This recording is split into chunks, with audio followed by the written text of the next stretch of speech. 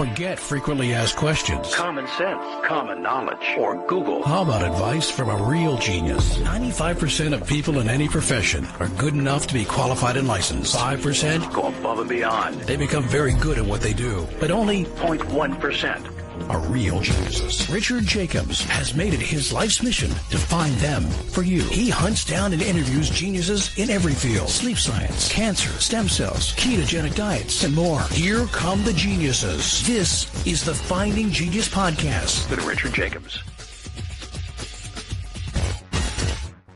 Before we begin, a note from our sponsor. I'm Richard Jacobs, Executive Director of the nonprofit Finding Genius Foundation and host of the Finding Genius Podcast. In late 2016, I was rear-ended at 65 miles an hour by a truck on the highway, which sent me off-road into a ditch. The impact of the collision gave me a concussion and other injuries.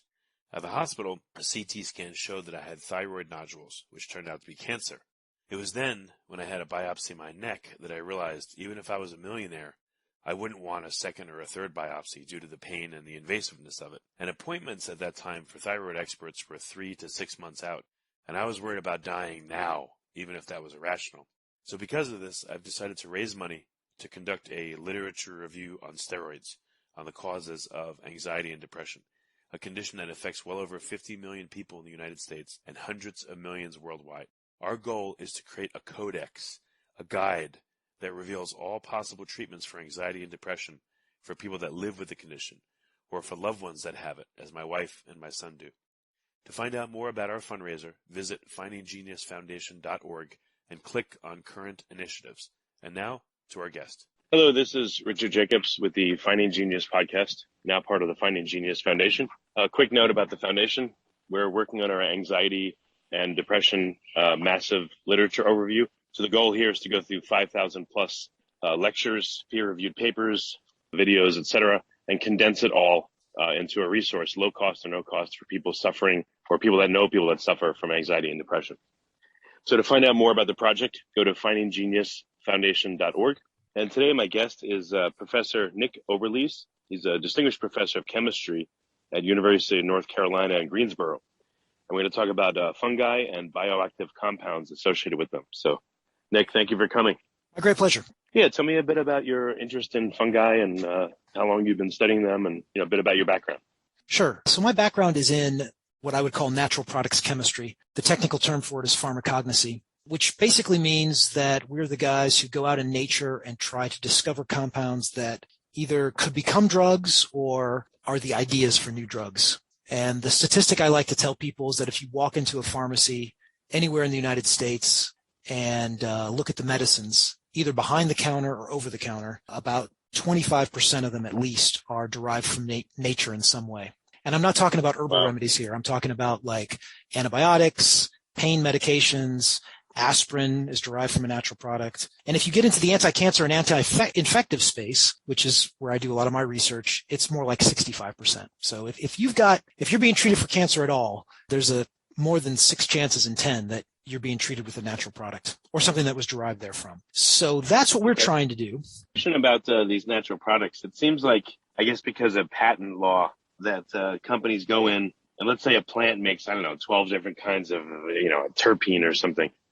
It seems like they'll try to find one that may affect the condition they're looking at, let's say cancer, and then the rest they don't incorporate. Meanwhile, if you actually have the regular plant medicine, you'll get all these, dozens and hundreds of ancillary compounds. What's your thought on, the stripping down and the laying bare of one or two substances for drugs versus maybe a more natural way to do it and have like the whole fungi, the whole plant as your medicine? Well, I think it depends on what your end goal is. I think if your end goal is something acute, like you have cancer, which means you've got cells in your body that are dividing at a way that they should not be and are overtaking your body, I believe that the approach of using something that's going to target it in a very specific fashion, you probably want to go after one compound as opposed to a mixture. And that doesn't mean the mixture is necessarily wrong, but you have to ask yourself, how are you going to deliver that mixture, right? Whereas if they're analyzing one compound, they're going to figure out how to put it in some sort of vehicle, often called an excipient, so that it can be delivered to you either orally or in your veins. But you can't really do with a mixture, like a multi-component mixture in that same sort of way. So I would now that is to contrast. I noticed that you were advertising for what you guys are studying on anxiety. I mean, I think in the realm of herbal remedies, there's plenty of evidence that these multi-component mixtures work for different things. If you look at a lot of that herbal remedies literature, it's mostly not for like an acute condition. It's not for cancer, where you're going to die in a few months if you don't have a treatment. It's more for something like anxiety, where you, like somebody once said to me, anxiety is like always having your foot on the gas of a car, and you want something to sort of take the foot off the gas, right? Are you saying that herbal remedies are more for chronic conditions versus acute, and acute is where you need to strip down to one compound, let's say? I would say as a typical scientist, it's hard to like sort of narrow me into one answer like that, but I would say, yeah, I would be sort of in that direction of that answer, that in a chronic condition, maybe an herbal remedy's got a better shot than an acute condition. Yeah. I've noticed I've taken various drugs for things, and I've also done some herbal remedies. Herbal stuff seems to be a lot softer. Drugs are more like a punch, like, and some of the effects that you come down from them off of can be, they seem to have more withdrawal effects than, let's say, an herbal remedy. I know I'm generalizing, but yeah, it's just a generic difference I've seen between the two. Yeah, I would agree with that. And if you had cancer, like if you had, I mean, you're a man, but let's say you were a woman and you had ovarian cancer, you could die in a few months if they didn't hook you up to an IV and fill your veins up with some of these acute drugs. And the side effects are bad. I mean, I know my own mother has been treated with some of these. And so I know firsthand there are very bad side effects. That being said, if she didn't have the treatments, she would have died in a couple months, right? So you have to weigh sort of the pros and cons of that. Well, tell me about some of these compounds. You focused more on fungi, or are you working on plants as well?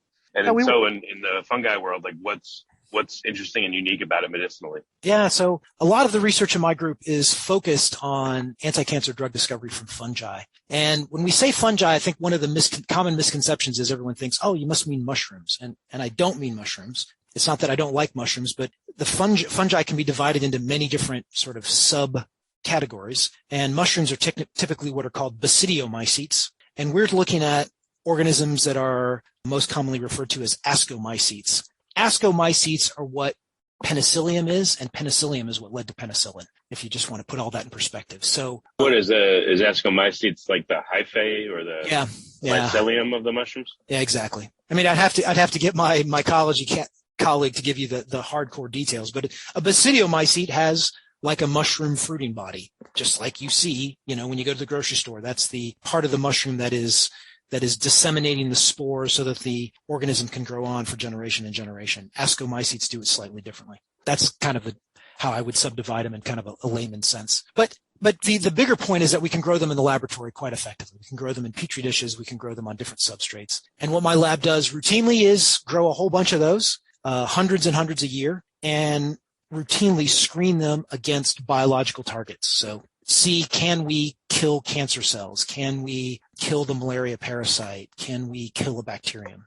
For ease of use, though, do you use the entire fungi first, and then if it works, then you strip out what you think was the particular compound that worked? Exactly. Yes, you're spot on. We make an initial extract, which would be that multi-component mixture that you were talking about of probably dozens, if not scores of compounds. And then when we find one that's active, meaning it kills the cancer cell, we will then, it's what's called bioactivity directed fractionation. We do a series of experiments to strip out those that are not potent and focus on the ones that are potent for the biological activity. Before we continue, I've been personally funding the Finding Genius podcast for 4.5 years now, which has led to 2,700 plus interviews of clinicians, researchers, scientists, CEOs, and other amazing people who are working to advance science and improve our lives and our world. Even though this podcast gets 100,000 plus downloads a month, we need your help to reach hundreds of thousands more worldwide. Please visit findinggeniuspodcast.com and click on Support Us. We have 3 levels of membership from $10 to $49 a month, including perks such as the ability to see ahead in our interview calendar and ask questions of upcoming guests, transcripts of podcasts you're interested in, the ability to request specific topics or guests, and more. Visit findinggeniuspodcast.com and click Support Us today. Now back to the show. How often do you start with the initial mixture of compounds, and then when you try to isolate out a compound or two, it doesn't work?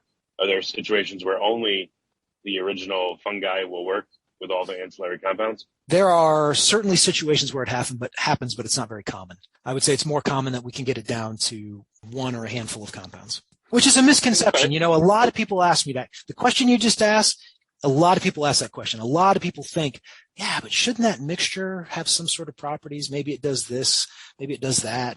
What I have found over the years is that if you've got one that, again, we're looking at a very acute thing too. We're trying to kill a cancer cell, very defined endpoint. And so we find that usually there is a suite of compounds. They're usually structure related, all almost look alike, that will target that receptor, if you will, and will kill the cancer cell. Do you notice any difference before you strip out the bioactive compounds? If you leave them all in and you do an experiment side by side of the stripped down version versus the one with everything in it, have you done that? And if so, what's noticed? We've certainly done that experiment. What we find is as we strip it out so that it's more concentrated in the compounds that are killing the cancer cells, that the potency will go up on a per milligram basis. So if the activity was X at the extract level, it'll be even more potent as you start to strip it out. Does that make sense? So in other words, we're concentrating the biological activity. But what about, are there any trade-offs? Are there any side effects when you whittle down to one or two compounds, or it's just more potent and it's... I imagine that there are side effects, but our experiments are almost always in petri dishes and cell culture plates. So we're not putting them in animal models and human beings very often. We only do that with the best leads as we go along. So yeah, we see side effects for sure. The path of a compound. So it may start out in a fungi. You test it, let's say side by side. You start stripping away compounds. Eventually, you get down to, let's say, one or two. And then what's the path? Do you go to animal models, or do you use organoids? Yeah, I would say all of the above. As we try to advance a compound, we'll do a couple things. One of which is we've got to determine the structure of the molecule. So that's actually a big part of our business, is not only stripping out so that we get to the most active, but then figuring out how is that molecule put together. Like people who are familiar with the periodic table, how are all those atoms put together, and what's the architecture of that molecule? Once we figure that out, one of our major things we often think about is how can we patent it? It turns out in the United States, you cannot patent, or I should say it's extremely difficult to patent the compound from nature. People will argue that it's already out there. You can't compound something from nature. And so we are often trying to tweak the molecules slightly so that we can develop a patent position. And while we're doing that, it's not just for the sake of patenting, it's also to perhaps enhance some property. Maybe it's got really poor solubility. Oftentimes natural products have very poor solubility in the kind of solutions you would want to put it into if you're going to swallow it as a pill or inject it in your veins. So we've got to optimize that. Might want to optimize the half-life, meaning how long it circulates in the body. So we're always kind of tweaking the molecule a little bit. And in that process, continually testing. If you like this podcast, please click the link in the description to subscribe and review us on iTunes. Certainly we'll test things against spheroids and other types of in vitro assays, but eventually we're going to go to a mouse model. And the goal is, can we give the mouse cancer, and we have some that are treated and some that are not. It is our goal that the ones that are treated live longer than the ones that are not, and do so in a way where they're not sick and losing weight and all of those things, that we're actually treating the cancer but not killing the patient, if you will, at the same time. So how are these mushrooms used? Are they used as an adjunct to chemo or in place of chemo, or how are they used ideally? I would say that once once we've isolated a compound, I would say our goal is to use it as a complement to chemotherapy. So if you were being, again, treated for chemotherapy for ovarian cancer, there's 2 or 3 key compounds that you would be treated with. It is our hope that ours would then be the 4th or the 5th compound in that mix. And that is because people, even if they're treated successfully in chemotherapy, drug resistance develops. And so oftentimes we're trying to discover a molecule that might kill a cancer cell in a way people had not anticipated previously. So that's called a mechanism of action. So if we have a new mechanism of action, the cancer might be developing a way to sort of get around whatever the drug is that they're currently being treated.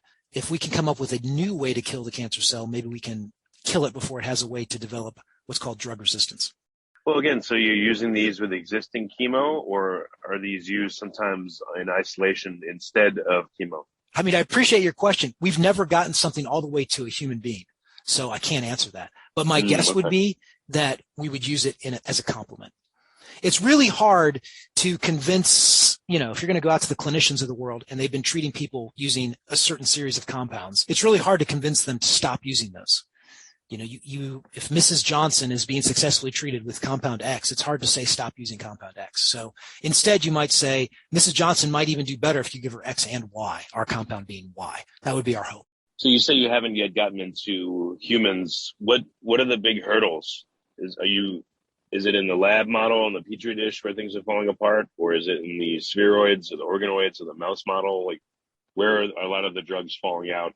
There's a lot of people talk about in drug discovery that there's kind of this valley of death, that you have some great preliminary data in the early stages, and you can do a lot of things to a mouse, and how you get it from a mouse to a human being can take millions of dollars and a lot of time. So I wouldn't say we've had anything that we've given up on. We just continually keep trying to work towards it. So we've got to figure out, as I said, a better way to deliver it, a way to figure out how to get it into the organism, be it a mouse or a dog or a human, effectively. Sometimes with natural products, one of the problems could be supply. You're getting something from nature, maybe to solve the structure of something, to isolate a molecule, as you said, strip it out and solve the structure. We need less than a milligram, less than what would be at the tip of a spoon. If you tipped it like a spoon into like a big bowl of sugar, you don't need very much. But then if you're going to treat humans and do a whole bunch of humans, you might need kilogram quantities, right? So figuring out how you scale something up into supply could be an issue. Finding somebody to invest in these studies can always be an issue. Typically, we're going to the United States government with grants. You don't win every grant that you write. So there's certainly a lot of hurdles out there, man. I mean, I could go on and on with hurdles. I like to sort of think of the glass half full, and I'm just always moving forward. How do you do the initial selection of the fungi? Are there any environmental cues, like this fungi grows only in cool, dark environments? And so, yeah. I don't know if it'll translate to people, or this one comes after a fire and, therefore maybe it can withstand the heat of the body, or this one's in a low pH soil. Is there any of that initial selection? Yeah, those are great questions. And the answer is we do a little bit of all of that. On the one hand, we sort of take an approach of, well, let me back up a second. It turns out fungi are probably the second most diverse organisms on the planet, the most diverse being the insects. And people estimate that there's somewhere between 1.5 and 4.5 million fungi in the world. And less than 10% of those have been named, just given a name. Okay. So you've got a 90% chance of perhaps discovering a new fungus. So if you go with that theory, what we're often trying to do is uncover new biological diversity. Just like you said, go somewhere unique and collect samples. And our hope is that new biological diversity will lead us to new chemical diversity, meaning unique compounds. So where do we collect? We have a particular interest in fungi from aquatic environments. It turns out they're very understudied. In particular, freshwater fungi are highly understudied. And one of my colleagues often jokes that where there are fish, there are fungi. So we go to like state parks. We get permission, but we go to state parks and we will collect samples from streams and rivers and lakes and things like that. So we go to state parks because typically those are not polluted, or certainly less polluted than if you collected somewhere in a city. But we've also collected samples on campus, UNCG's campus where I'm at, collected them in people's backyards. I mean, it's amazing where we can discover new fungi. And when I say new, I don't just mean new genus and species. I mean, I'm talking about like new families and new orders of fungi up the tree of life, if you will. The other thing we do is just randomly go through them. We have a colleague who has a library of more than 50,000 fungi from around the world, and 50,000 is a lot to study. So we just randomly pull things out of his library of fungi and test them. So there's a little bit of random just going for it. There's a little bit of strategically going to certain environments. To one of your questions you asked, though, you said do you go someplace with a real extreme environment? We know people who collect samples in like former mine pits, places where there's been like copper mining and where the pH has been all messed up down there. And it's amazing. Life goes on. You can find fungi growing in those really crazy places where you couldn't go as a human and live very well. You can find fungi. So that is a strategy that some people pursue as well. Yeah. Is there a correlation, fungi that come from very wet, dark environments? Do they have particular characteristics versus ones that come from hot environments, let's say, or dry? I think the answer is, yeah, there probably are correlations. We've never done the study to say, is there a correlation between that and our ability to find something that's got good potential from drug discovery? which is what we're always thinking about. So, I mean, what are some of the themes or tropisms or predilections that you see amongst the fungi you study? Or is it just so varied that each one's a totally different universe? The answer to that is a little bit of both. I would say that one of the interesting things we find, a theme, okay, here's a theme that we find. We're often trying to discover new chemistry, meaning, there's only so many metabolites that have been discovered from fungi, compounds. And people who've done this work in the past have often worked on fungi that grow well in the laboratory, not surprisingly. So, mold grows really well on the bread, even in the back of your refrigerator, right? That's a form of fungus. So what we have found is that sometimes fungi that are a little difficult to grow, maybe they grow slowly, maybe they need some certain things added to the media that helps them grow in the laboratory. Sometimes those give us some of our best hits, some of our best structural leads. So we almost take an approach of kind of weeding out the fungi that grow almost too easily, which would be things like penicillium, aspergillus, things that most people have heard of, and instead try to focus on things you've never heard of before. And we can kind of tell that under a microscope when we first get started what these fungi are or what they are not. And yeah, so maybe the harder they are to work in the laboratory, maybe that gives you a better chemistry lead, if I had to come up with a theme. What kind of characteristics are you looking for in the compounds themselves? Yeah, the compounds, first of all, they've got to be potent. They've got to kill the cancer cell, or they've got to kill the malaria parasite really well, meaning sub-micromolar levels. I would say structurally, we're typically looking for things that might have a molecular weight that's not too large and not too small. There's kind of this Goldilocks paradigm that like somewhere in the middle range is good. We might be looking for something that has a structure that no one has ever seen before. That would be called a novel chemotype. Our theory being that a novel chemotype might interact with a receptor or an enzyme in a novel way. We also look for things that, well, one of the experiments we often do when we first get started on a new metabolite, we might figure out, can we trick the fungus into making a lot of it? Do we have to stress the fungus? Like, for instance, we just had a fungus, we published this about a year ago, where it probably made about 10 milligrams of a compound, so not very much. But we could get 20 times that amount if we grew it under a LED light the entire time. So we kind of stressed the fungus by growing it under lights for 24 hours a day, 7 days a week. That was kind of neat. That was kind of to make more compound. What kind of compounds, I guess, is what I was after. They're esters or aldehydes, or they're, I see. Particular types of structures that, fungi seem to produce in abundance that other, animals don't, or other plants don't, that seem to be useful. We run across esters quite often. We don't run across aldehydes very often. We occasionally run across carboxylic acids. It sort of depends on the fungus. Sometimes we find compounds that are built up of amino acids. So we'll say they're sort of derived from a certain pathway, or we'll find compounds that are of mixed biosynthesis, meaning they're partially a polyketide, partially amino acids, maybe partially a terpene. Yeah, we like things like that. The amino acid ones are cool, but sometimes the amino acid ones get too big. Like they might be a very large molecular weight, which might make it hard to make it druggable. I see what you mean. What about method of how it kills the cancer? Do fungi tend to have, compounds that, lyse cancer cells, or do they tend to work in an immune, boosting sense? Like what's the flavor or method of action of the compounds that you're isolating? Well, in an ideal scenario, we always collaborate with people to do the biology. The ideal scenario is I would love for the biologist to call me up and say, man, this thing is killing the heck out of our cancer cells, and I have no idea why. That means it could potentially have a new mechanism of action. We don't typically see things that lyse cells very often, or the way the assays are set up, they're not for the immune system, as you asked. But what we want to find are things that maybe target the replication of the cancer cells, something that targets the formation of the spindle or the DNA or what's called apoptosis, things like that. It's funny. I'm not really a pharmacologist. So it's hard for me to give you all the alphabet soup of their terminology. Pharmacologists have all kinds of vernacular they want to use, but if they cannot, they can sort of rule out what it's doing. And if they can't say it's doing these, let's say 5 or 6 main things, then maybe it's doing something quite unique. And that could be important for us. That could be very important. So we're often moving things up the priority list if they kill a cancer cell in a way no one would predict. Are there any off-target effects that are desirable you've found so far? Nothing that I can exactly think of. We'd have to test in a whole organism to see an off-target effect. So if we tested it in a mouse and they've suddenly got taller, we'd be excited by that. But The mice usually, when you give them cancer, they don't live long enough for that. But if the mice are not significant, the problem with a typical cancer drug is, my boss in graduate school used to say that pharmacology and toxicology are the same thing. They differ by dose, right? And that, when you give somebody a cancer drug, people are sick for a reason. I mean, it's effectively poison.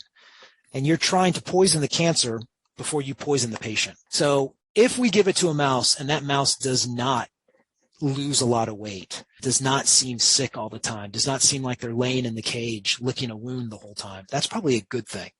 So that would be an off-target effect that I think we would find beneficial, meaning they're just kind of going about their day. That would imply that it's somehow killing the cancer cell, but not killing the patient, if you will. Method of administration. Do you ever make something that you would put onto the skin for a skin cancer, or is it always by injection? Is it always by IV? Is it always by, well, in mice, it wouldn't be pill, but food, I guess. Yeah, that's a great question. The answer is yes, we do. We haven't tried specifically for the skin, but what we have tried to do is we collaborate with people who are experts in kind of material science, and they've come up with materials that you could, for instance, staple into a wound. So if, let's say you had lung cancer, one of the things they would do in lung cancer is remove the cancerous part of your lung. They would remove as much of it as possible without killing you. Well, they're going to have to then sew you back up. And the risk would be that there might be a little bit of cancer left behind. And would that cancer come back? One of the things we've experimented with is something called a buttress that they could sew in while they're suturing you up right there into your lungs that might slowly leak out a cancer drug into that area. So if there was any little bit of microscopic tumor left behind, because the surgeon couldn't see it or the surgeon didn't want to cut out that much of your lung, if that could just sort of leak out very slowly, maybe we could kill the cancer, deliver it right to where those cancer cells are without having a bunch of drug delivered to the entire body. I'm actually quite intrigued with this approach in any sort of cancer where surgery might also be involved. Like, for instance, ovarian cancer.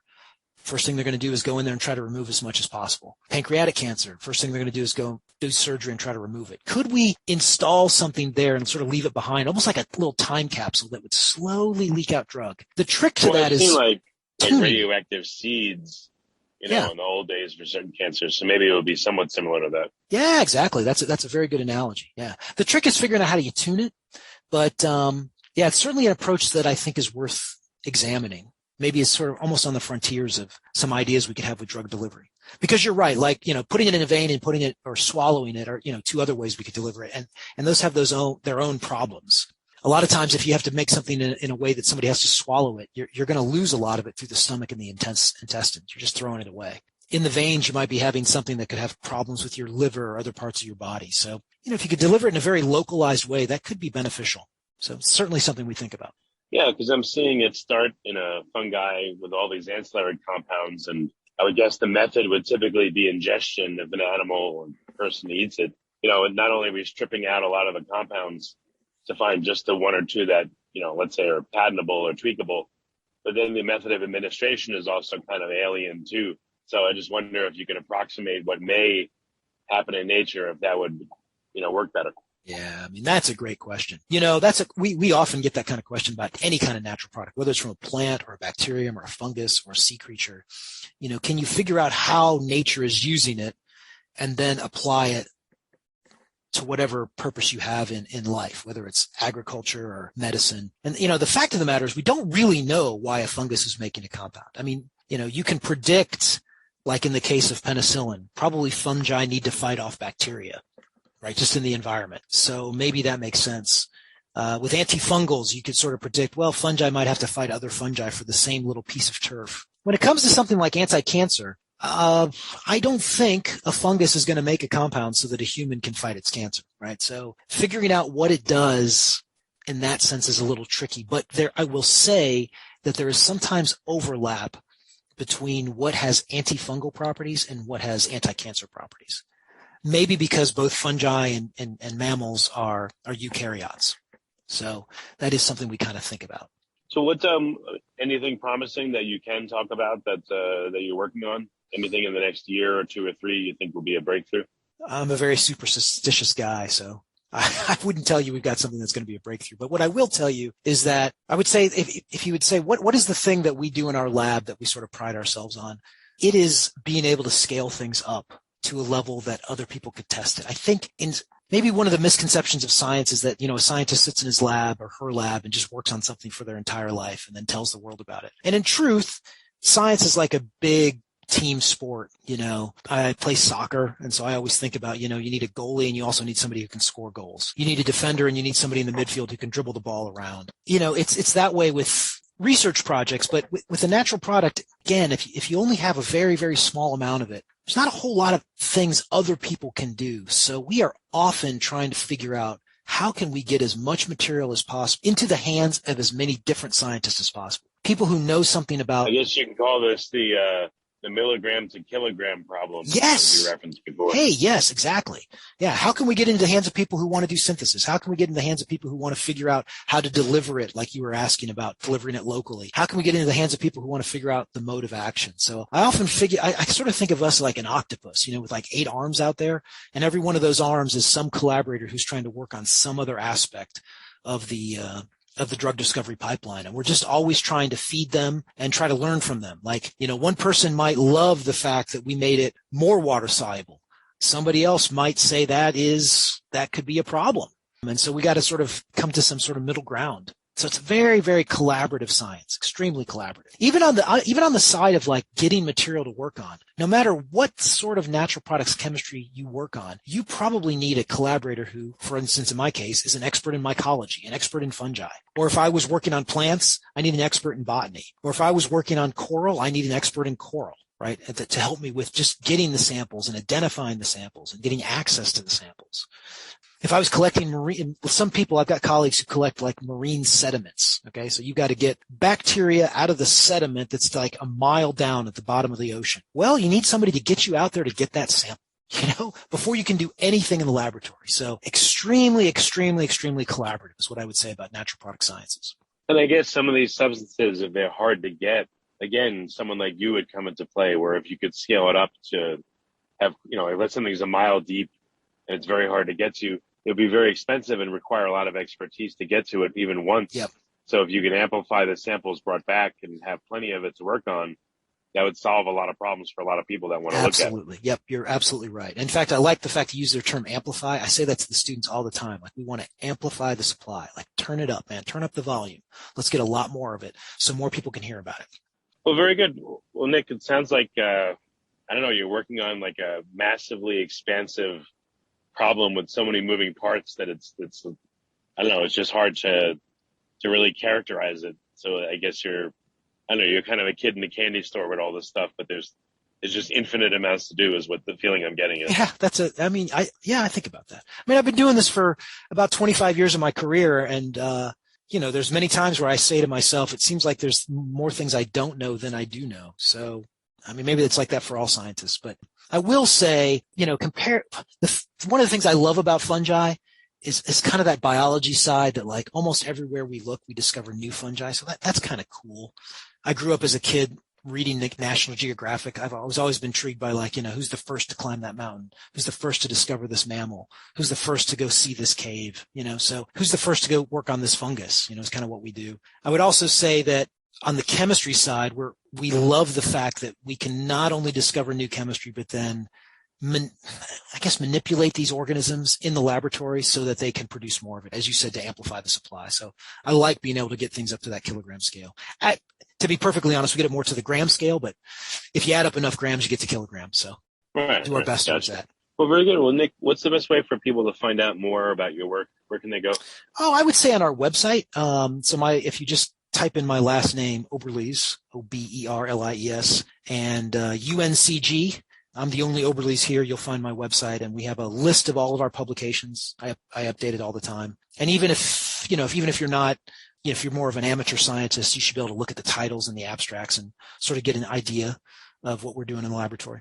Okay, well, very good. Well, Nick, thanks for coming on the podcast. It's very interesting what you're working on. Thank you. It's my great pleasure. If you like this podcast, please click the link in the description to subscribe and review us on iTunes. You've been listening to the Finding Genius podcast with Richard Jacobs.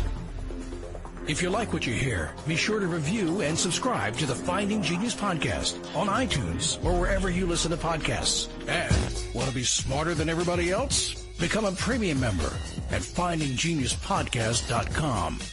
This podcast is for information only. No advice of any kind is being given. Any action you take or don't take as a result of listening is your sole responsibility. Consult professionals when advice is needed.